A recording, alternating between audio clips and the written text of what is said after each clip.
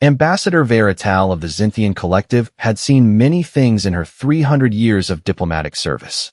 She had watched star systems collapse. She had negotiated peace between species that breathed fire and species that breathed methane. She had once sat across a table from a Krell war priest who had 12 eyes and a taste for eating live prey mid-meeting, and she had not flinched. But nothing, not one single moment in those 3 centuries, had prepared her for the file that now sat open on her desk. The file was labeled simply, Deathworlder Assessment, Terra, Classified, Tier 1. She read it again, then a third time. Then she called her assistant, a young Pelorian named Six, and told him to clear her entire schedule for the week. "Is everything all right, Ambassador?" Six asked, his bioluminescent skin flickering pale with concern. "No," she said quietly. "I do not think it is." The file had come through official Galactic War Council channels, leaked by someone inside the intelligence division who had apparently grown a conscience after 40 years of keeping secrets. It had been encrypted, wrapped in 17 layers of quantum code, buried inside a routine shipping manifest for medical supplies. The person who decoded it had nearly missed it entirely, but they hadn't missed it. And now the document existed, and Vera had read it, and she could not unread it. The War Council had banned humanity from participating in the galactic war against the Veth Collective 18 years ago. The official reason, the reason given to every species, to every diplomat, to every news broadcast across 400 inhabited systems, was simple. Humans were too unstable, too emotional, too prone to escalation. They were a young species, barely 2,000 years out of their caves by galactic standards, and they had arrived on the interstellar stage swinging. Every species remembered the incident at Karath Station, where a single human freighter crew had somehow disabled a Krell warship 3 times their size using cooking equipment and a pressurized fuel line. The War Council had called it reckless. They had called humanity dangerous. They had smiled diplomatically and said that, for the safety of the broader coalition, it would be best if humanity focused on internal development and left the fighting to the more experienced species. Humanity had been furious. Humans were always furious about something, which was part of what made them so exhausting to deal with at diplomatic functions. But they had accepted the ban because the War Council had presented evidence, fabricated evidence, as the file now revealed, of a human military simulation that supposedly showed their forces accidentally destroying Allied ships in combat drills. The simulation had never happened. The data had been generated in a Council sub-office on the station orbiting Manaka Prime, buried in a report, stamped with fake military seals, and handed to the human delegation with solemn faces and careful words. Vera set down the file and pressed her 3-fingered hands flat against the desk. The truth, the real truth, was different. Devastatingly, terrifyingly different. The War Council had banned humanity not because humans were a liability. They had banned humanity because humans were the single most effective military species the galaxy had ever produced. And the older species on the War Council had quietly, collectively, decided that they did not want humanity to know that. The file contained internal assessments going back to the first decade of human contact. Assessment after assessment, written by military analysts from species like the Dravosi, the Korath, the Minari, species who had been fighting wars for tens of thousands of years, all arriving at the same conclusion. Humans adapted too fast. Humans improvised in ways that defied prediction modeling. Human psychology under stress did not break down the way every other species' psychology did. Where a Xinthian soldier, faced with catastrophic losses and impossible odds, would enter a state of logical preservation and begin calculating retreat, a human soldier would get angry, would get creative, would start looking around at whatever was nearby and start asking what they could do with it. One analysis, written by a Dravosi general 30 years ago, read, "The human capacity for what they themselves call spite should not be underestimated. They will sustain casualties that would shatter any other species' cohesion and continue fighting with increased ferocity. Their morale does not function like morale. It functions like a feedback loop. The worse the situation becomes, the more determined they become. We have no model for this. We have no counter to this." Another assessment, from a Korath naval strategist, was even blunter. If humanity is ever allowed access to the full scope of the Veth conflict and given operational freedom, the war will end. I do not know if that is good or bad for the Council's long-term interests, but it will end. There it was, right there, buried in a military strategy document from 22 years ago. The Korath strategist had written the Council's long-term interests and meant it as a concern, not a comfort. Because the War Council's long-term interests, it turned out, did not necessarily include ending the war quickly. Vera stood and walked to the viewport of her office. Outside, the docking station of Monaca Prime spread in all directions, a web of light and metal and slow-moving ships. Trade vessels, diplomatic transports, medical frigates carrying supplies to the front lines, where the Veth had been pushing the coalition back for 11 straight years. 11 years of grinding, painful, expensive war. 11 years of casualty reports. 11 years of the older species on the War Council making decisions about resource allocation, territorial priority, species contribution quotas. She thought about what that war meant for each of the Council's senior members. The Dravosi had military contracts worth half their planetary GDP tied to the ongoing conflict.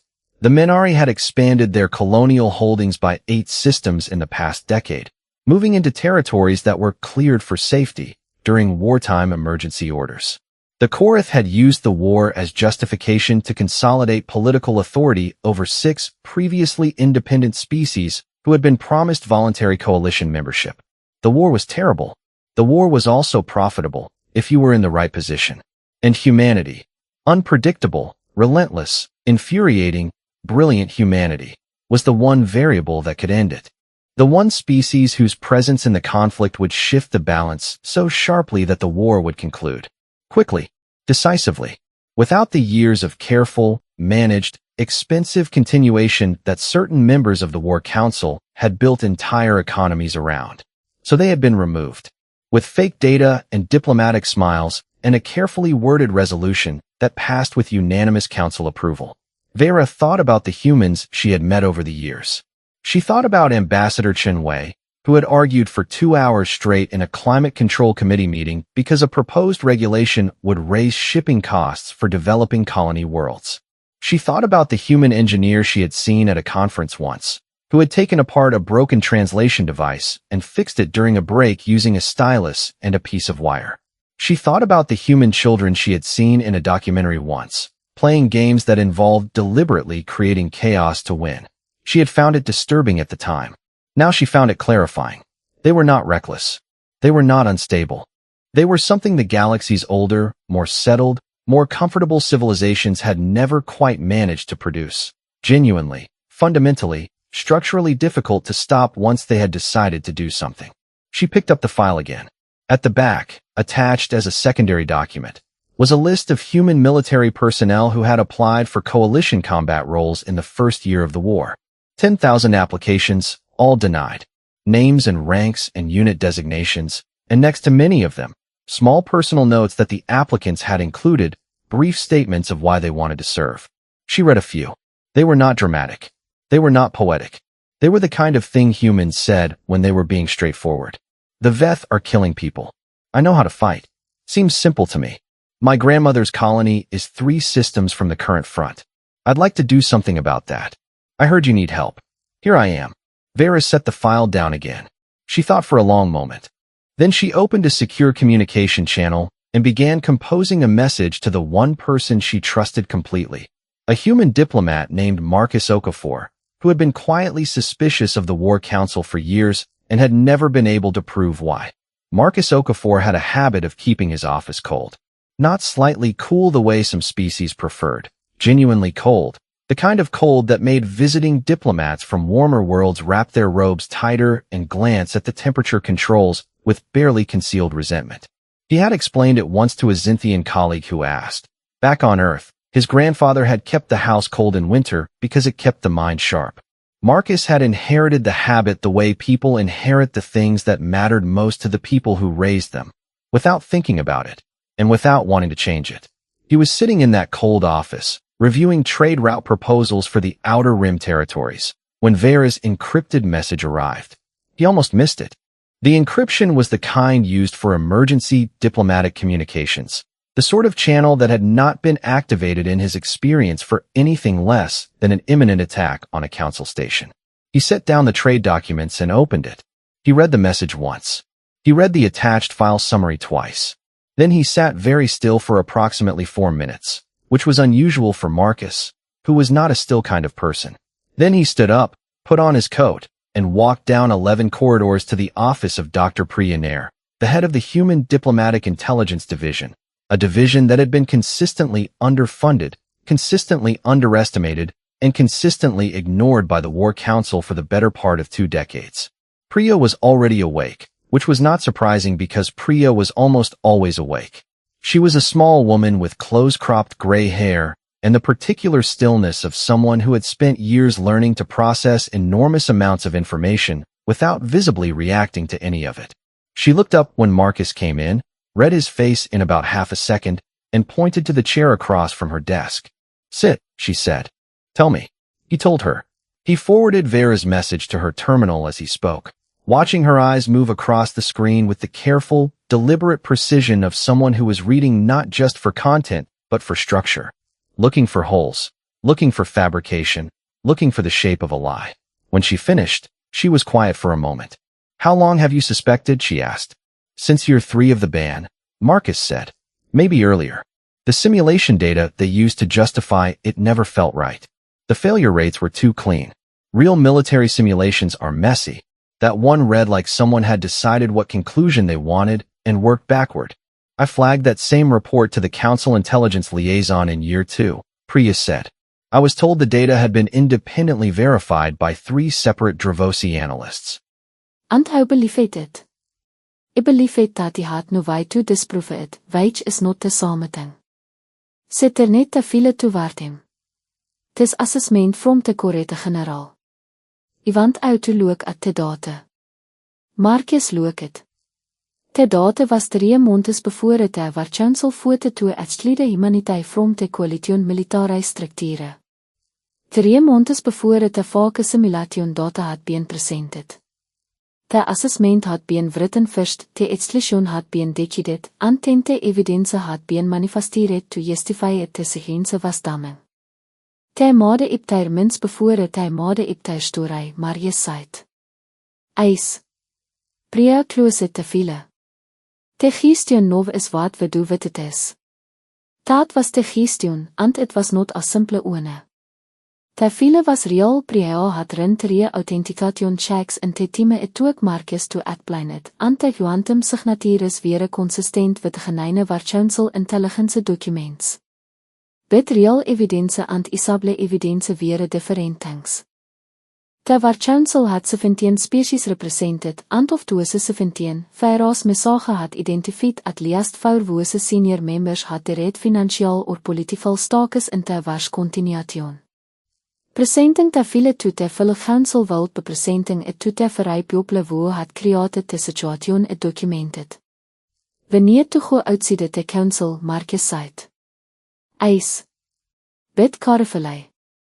If a move to a fast aan the Council gets ayat of it, they will from it as a human political maneuver.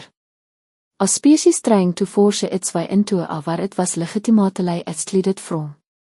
They have en nou gealit media infrastructure to make dat narratieve stuk voor eiers. So wanneer het otter species to karayete. Wanneer te recht species to karayete. Priapelit ipa starmap. Dit is haar have been losing ground om te eastern front voor eiget montes. Teir casualty rates are te hegest in te coalition. Te have been reisting additional support from the Council and retyfing bureaucratic delays. If anyone has reason to want tes waartoe en kyklei, it is them. Marcus nodded slowly. Dit is haar weer aan old species, dignified and formal, with a military tradition dat valid honestay en avaitat had so met die mismade tem incomfortable allies voor te more politicale flexible council members. Te weer also, crucially, one of the original founding species of the coalition, ter foite carried weiget dat cult not beeaselei dismissed. Generaal Kate, maar je sait. Dit is haar supreme commander had been publicly critical of the Council's resource allocation strategies te reetimes in te past eier. Jach time walking te statement back with a careful diplomatic langjage dat some of made te criticism more pointed, not less. generaal Kate Prio agreed. But we cannot go to her directly. If a iemand diplomat walks into the tesare military command with a file alleging waar council corruption, te optits are wrong regardless of the content. Vera Marie said. Seste one who found it serious out to Kate. Eis. And we stay 2 steps back until the file is already in tesare hands and the conversation has already started. Prio began composing a response to Vera's channel. Tiere is someting else in tes file dat ou my halve skimmet past. Sippel it a section near the end a supplementary analysis that had been added to the original document approximately 5 years after the initial assessments. It was written by a minority intelligence officer named Fractal, who had apparently been part of the team tasked with the monitoring human military development in the years following the ban. The report was supposed to be about confirming that humanity was complying with the exclusion order, staying out of coalition military channels, not developing inauthorized weapon systems. Instead, it had become something else entirely. Because wat Fractal had found, when monitoring humanity over 5 years of enforced exclusion from the war, was that humanity had not stopped. They had not sat quietly and focused on internal development, terwijl the council resolution had suggested held. They had watched the war from the outside. They had studied every battle report, every tactical analysis, every piece of publicly available data on fate combat patterns and subdecisions and strategic priorities. They had run their own simulations. They had developed their own counter-strategies. They had built, quietly and without any formal mandate, an entire sado war planning infrastructure, not because they had been asked to, not because they touched aan hun was watching. But because tiere weer op opleiding uit tiere and humans found it genuinely difficult to know about a solvable problem and not try to solve it so Fractal's report noted, with wat read as all parts professional respect and personal injase. Dat de iemand strategic models voor ingaging te vete weer moere. Sophisticated aan aanleiding de officieel waar Council Planning Division had produced. They had identified 3 fete supply chain vulnerabilities that the coalition had missed entirely. They had modeled a flanking approach for the Eastern Front that, if implemented, would, according to those of an independent verification, reduce tesare casualties by an estimated 60% within 6 months. The report had been classified and buried. The Eastern Front had continued to bleed. Marcus sat back in his chair and felt something he rarely let himself feel in diplomatic settings, a clean, inambiguous anger. Not a managed frustration of a negotiation going poorly or the calculated indignation of a political disagreement. Real anger. The kind that came from understanding exactly what had happened and exactly what it had cost. They had the answers, he said. We had the answers. And they buried them. I spreek uit simply. Of manheid is haar dit in the last 5 years on that Eastern Front. She did not answer because they both knew the number and saying it aloud would not help either of them think clearly. Sy finished composing the message to Vera instead, read it over ons and sent it in over wide, she said. And we prepare. Because when this breaks open and it will break open, the council is going to move fast to contain it, and we need to be ready to move faster. Marcus nodded. He was already thinking about the list of human military personnel he had seen in the file 10,000 names, 10,000 unique applications, most of them still living, most of them still trained. Many of them probably still angry about a decision that had never made sense to them and had never been adequately explained. He was thinking about what it would mean to finally give those people the truth. And then after the truth, give them the chance they had been asking for 18 years ago. General Kate of the Tesare Unified Command was not an easy person to surprise. She had commanded armies across 11 planetary theaters. She had lost 2 of her 4 children to fete strikkers on forward operating basis, losses she carried without public display, because a Tesare general did not solve grief in front of troops still vegeting. Sy hat sat across negotiating tables from vette emissaries twisse, botetimus knowing te negotiations weer theater designated to be te enemitime. And botetimus plying te diplomatic game aan hy wy bekause te waar council had instructed her to se was se vente eiers oud by tesari rashkoning, weet pit her at rougelei equivalent to a man in tyr met 50s. And sy had te eiers of somione wo had stop het bang ser preset by te universe approximate lei ter ty eiers ago. Ambassador Vieira tal had asket voor a private meeting on a secure channel, no staff, no record. Kate had agreed because Vieira was not a person who asket for things without reason, and because her of an intelligence staff had flagged initial activity in waarschuwensel internal communications offerte past voor ty eigen huis. Interrupted traffic moving at twisse te normal rate between te drafosi and menari delegations. So meeting was happening. Kate preferred to know what it was before it happened to her. Vieira sent te viele. Sy did not explain it first or soften it with a diplomatic framing. Sy simply sent it and let Kate react. Kate react for 22 minutes. Sy did not speak during this time. Her eide standing near the door later reported that the general's expression did not change significantly, but that her rigid hand had closed into a fist halfway through and had not opened again until sy finished it. When sy was doene, sy looked at the communication screen and said, in the flat, careful foike of somione controlling of a large feeling, of certain are ou of the documents authenticity. The juantem signatuur is are verifit, Vieira said. The source is an intelligence officer who has served the council for 40 years and is willing to testify.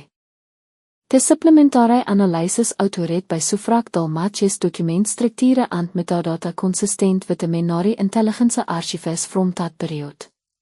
The iemand strategies Kate said. The Ones en Dals report. The Eastern Front model. Eis. Ivan Toose reviewed by my oven strategic command within te hou. Independent of an council involvement. Ichan arangetat. Another pause. Kate looked away from the screen toward a fifboard that so wet the stretch of dark space her command ship was currently moving through deep territory far from the front, chosen for this meeting precisely because of its distance from listening infrastructure. My people have been dying on that Eastern Front for eigen eiers se side. Not as an accusation. As a statement of fact delivered in tesame tone somione migit is to describe water. But Vieira understood what lived underneath the flatness. Ek know Vieira said. The council told me 11 months ago that the resource constraints preventing reinforcement weer temporary. Dat a new allocation review was underway. That is help maintain current positions and it paid support within 3 months. Kate turnet back to the screen. I am still waiting. The viele suggested delays are not accidental. No, Kate said. I do not imagine they are. A long breath. Wat do hou niet from me? Wat Vieira needed was for the Tesare military command to formally raised an emergency session of the full coalition assembly, not the war council, which was the executive body, but the broader assembly of all member species, which had not been convened in 11 years and which the council had no authority to block. The assembly rehired a raised from an 3 founding species. The Tesare weer one. Vieira had already reached 2 otters, te palori, her ovenpiople, and te harfen collectieve, a species of kayet researchers who had no military stake in te warbid had been growing in triasingly incomfortable with the council governance for years. Ty wild zich in bid te Tesare signature carried weighed te otters did not. It will tell every species watching that case was not a minor procedural complaint, it was a challenge to the fundamental structure of hoofde waar was being run Kate listened to all of these without interrupting. The council will ook know what the assembly raised means, ze said when Vieira finished. They will move to discredit the viele before the session gaan beheld. Eis. Dat is why timing matters. They reused needs to bevelet simultaneously with the viele being released to independent media across at least 6 species networks. If die story is alreeds publiek bevor het die council kan vrame het, tyre abiliteit to control die narratieve collapses. Hou hafe tauge tes trouge karrevelei, kate site, wat so met in taat was not kite approval bid was in taat direction. E hafe had help faire site. She did not name Marcus or Priya. She did not need to. Koth was smart enough to understand that a Xinthian ambassador did not architecture a simultaneous media release and coalition assembly filing without assistance, and smart enough to know that the only people with both motive and capability to help engineer it were human diplomats who had been quietly building this case for years without knowing they had the proof they needed. The plan moved forward over the next 72 hours with a speed and precision that surprised even the people executing it. Marcus worked with Priya's division to prepare briefing packages, clear, clean, simple documents that translated the file's technical and political content into language that any species, any civilian, any politician on any planet could understand without needing a background in galactic intelligence analysis. Vera coordinated with Tez-Sheri military communications staff. The Paolori diplomatic corps reached out quietly to the Harvan Collective and received confirmation within hours. On the 68th hour, something went wrong. A Dravosi intelligence team intercepted a fragment of the coordination traffic, not the file itself, not the assembly request, but enough to know that something large was coming. Within 4 hours, the Dravosi delegation had contacted the council's senior members. Within 6, the council had convened an emergency closed session. Within 8, they had drafted a preemptive resolution labeling the leaked file unverified foreign intelligence material potentially originating from Veth disinformation infrastructure. It was a smart move. It reframed the file not as a council scandal, but as a potential enemy operation, designed to sow distrust among coalition allies at a critical moment in the war. It could not disprove the file, but it did not need to. It only needed to introduce enough doubt to delay the assembly request, to give the council time to mobilize its member species' political machinery, to make the whole thing look complicated and contested enough that the average citizen on 100 worlds would shrug and wait for more information. Marcus read the council's preemptive resolution and felt the anger from 2 nights ago return, cleaner this time, more focused, the kind of anger that becomes useful. They're calling it Veth disinformation, he said to Priya. Yes. There's one way to kill that argument instantly. Priya looked at him. She already knew what he was going to say. She had probably already thought of it herself, and had been waiting to see if he would get there. The source, she said. The intelligence officer who leaked it needs to go public. Name, rank, 40 years of verified service record. Not anonymous. Not protected. On the record, in front of every media network that will carry it, with full identification. Yes. If the Veth planted a 40-year veteran of council intelligence as a sleeper agent, the council has much bigger problems than this file. He agreed to testify, Priya said carefully. He did not specifically agree to go public at this level of exposure. I know. Marcus was already pulling up the secure channel. I'm going to ask him anyway. And I'm going to tell him exactly what's at stake. The intelligence officer's name was Brennan Yev, and he was a 63-year-old Korath who had joined the War Council's intelligence division as a young analyst, and had spent 4 decades watching things he was not supposed to talk about, and filing reports that were not supposed to be read and growing, slowly and quietly, into the kind of person who one day simply could not do it anymore. He had taken the file. He had encrypted it. He had buried it in a shipping manifest and sent it into the world, and then waited, with the particular exhausted patience of someone who had been waiting their whole life for something, to see what happened.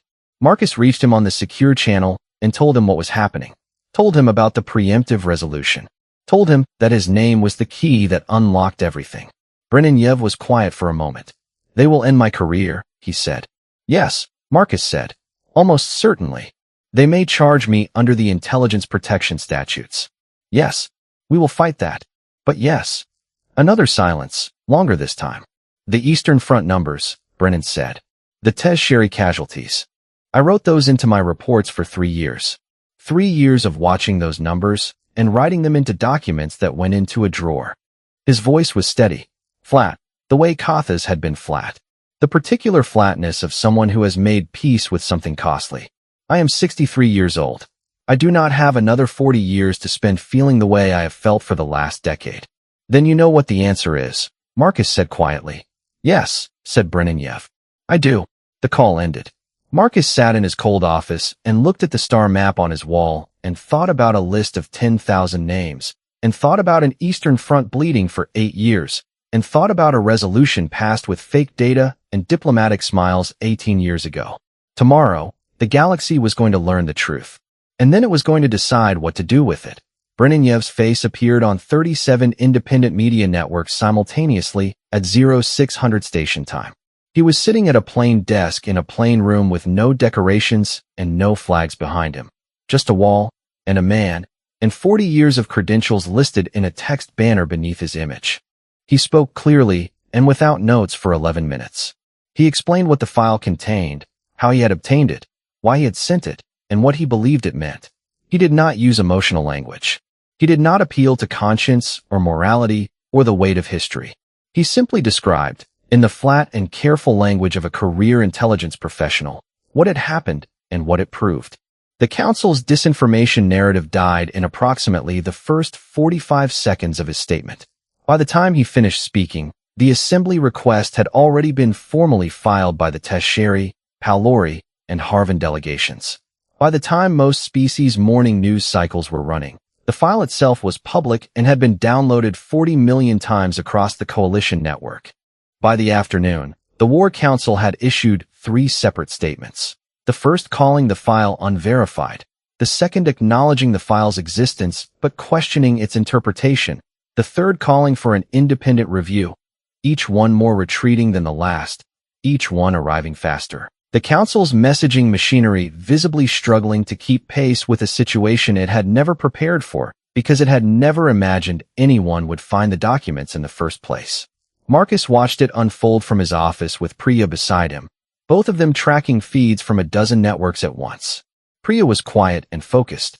Marcus was not particularly quiet, but he was more controlled than usual, channeling the energy into useful things like coordinating with Vera on assembly logistics and reviewing the legal framework for the human applications that were about to become enormously relevant.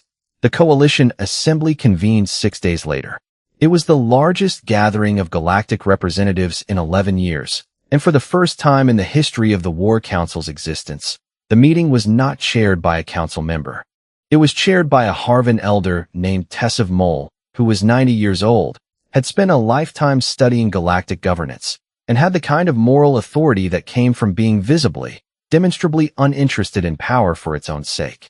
Tessav Mole had agreed to chair the session after reading the file and saying, to the Harvan delegation, for words that were later quoted in every major news report from that day, "This cannot stand uncorrected." The session lasted 3 days. Every piece of evidence was presented. Every council member was given time to respond.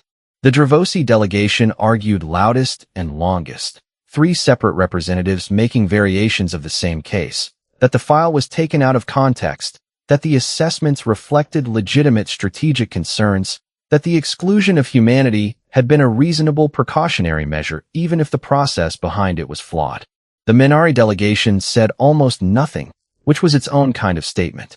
The Korath delegation, on the second day, did something no one had expected. They acknowledged the file was genuine, stated that the original strategic concerns had been legitimate, but the method of implementation had been wrong, and proposed a formal review of humanity's coalition status. It was not an apology. It was not even close to an apology, but it was a crack in the Council's unified front, and cracks do not stay small. General Koth testified on the second day. She presented her own Strategic Command's independent review of the Human Eastern Front analysis from Savrik Dal's buried report, the flanking model, the supply chain vulnerabilities, the casualty reduction projections. Her team had spent 5 days running the numbers 6 different ways. The conclusion was consistent each time. She stated it in front of the full assembly with the same flat precision she had used on the secure channel with Vera, and when she finished, the chamber was silent for a moment. That was not the silence of disagreement, but the silence of an audience that has just been told something it will not be able to stop thinking about. For 8 years, Koth said, my people died on a front that could have been stabilized. I do not say this to assign blame in this chamber. I say it so that the weight of the decision made 18 years ago is understood not as a political abstraction, but but as a specific and measurable cost. I have the names of my dead. I would like the Assembly to know that I have been asked to submit those names as part of the official record, and I have agreed. The vote on humanity's coalition status came on the third day. It was not unanimous. The Dravosi voted against, and 2 smaller species abstained, citing the need for more review time. But it passed. Humanity's exclusion from the Galactic War Council was formally revoked. The resolution that had passed 18 years ago was struck from the record as having been passed on falsified grounds, and the Assembly called for a full independent investigation into the conduct of the 4 council members most directly implicated in the file. Marcus was not in the chamber when the vote was announced. He was in a side room with Priya and a communications officer, watching the feed on a small screen. When the result came through, Priya made a sound he had never heard from her before. Not a word, just a short exhale, like she had been holding her breath for a very long time. Marcus did not say anything either. He just sat with it for a moment. The way you sit with something that has finally gone right after so long going wrong that you had almost stopped believing it could. Then there was work to do. The human military applications process was restarted within the week. Not the slow, bureaucratic trickle of a normal coalition enrollment. This was an emergency coalition directive, prioritized at the highest level, processing applications with a speed that the War Council's normal machinery would never have permitted. Of the 10,000 original application ants from 18 years ago, approximately 6,000 were still alive, still trained, and still willing. Their applications went to the front of the list. Behind them were 12 years' worth of newer applications from humans who had watched the war from the outside and applied anyway, hopeful or stubborn or both. The first human military units formally attached to the coalition deployed to the Eastern Front 43 days after the Assembly vote. They were not the largest force. They were not the most heavily armed.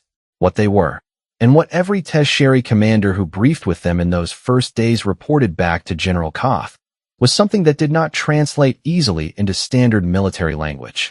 The closest the briefings came was a Tertiary colonel named Veth Saran, who wrote in her assessment, "They are not calmer under pressure than our soldiers. If anything, they are louder. But the louder they get, the more effective they become. I have no framework for this. I am choosing to accept it as an asset."